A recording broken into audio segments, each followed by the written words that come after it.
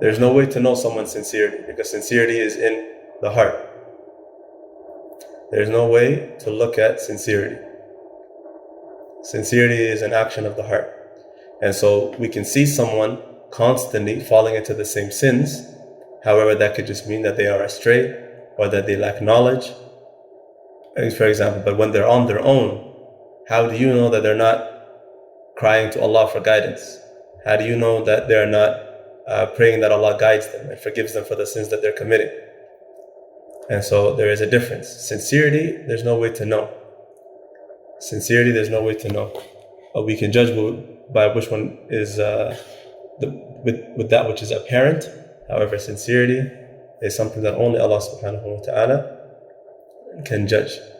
And so as we mentioned, that if we sin, if we fall into a sin, that we do not despair, we do not restrict the mercy of Allah subhanahu wa ta'ala. We do not restrict it and make it something so small, and we do not have this concept of Allah subhanahu wa ta'ala, that He is this God that desires to punish and desires to throw people into the hellfire. And that is not the goal. That is not Allah. Allah subhanahu wa ta'ala is mercy, and His mercy is greater than His punishment. And so Allah subhanahu wa ta'ala's mercy, we cannot fathom or comprehend it. And so it is not upon us to restrict it on others, and whoever we deem or we believe does not deserve the forgiveness of Allah subhanahu wa ta'ala. Allah subhanahu wa ta'ala says in Surah Az-Zumar, verse 53, Surah Az-Zumar, verse 53, قُلْ يَا عِبَادِيَ الَّذِينَ أَسْرَفُوا عَلَىٰ أَنفُسِهِمْ لَا تَقْنَطُوا مِنْ رَحْمَةِ اللَّهِ إِنَّ اللَّهَ يَغْفِرُ الذُّنُوبَ جَمِيعًا إِنَّهُ هُوَ الْغَفُورُ الرَّحِيمُ. Allah says in Surah Az-Zumar, verse 53, say, O ibadi, O my slaves, who have transgressed against themselves by committing evil deeds and sins, despair not of the mercy of Allah. So do not despair of the mercy of Allah. Verily, Allah forgives all sins. So when Allah says He forgives all sins, it means all sins.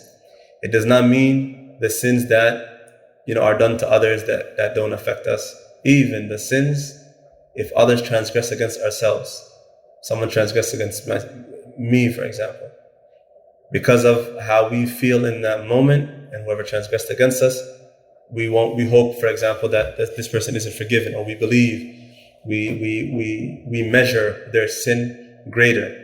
The forgiveness of the sin is not up to us.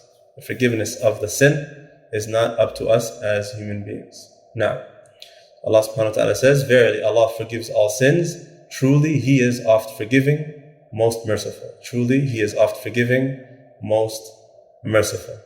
So that concludes our chapter of the effects that Aqeedah has on the individual. And so we studied 5 different effects, positive effects, that having a correct Aqeedah and a sound Aqeedah has on us as individuals.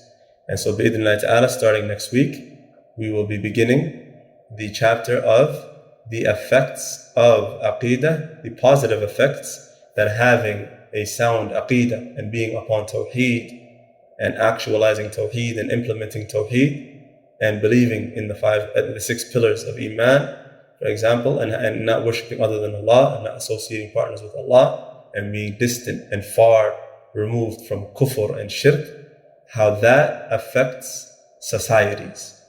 The effect that has on societies, the positive effect that has on societies. That is the next chapter that we'll be beginning, bi'idhnillahi ta'ala.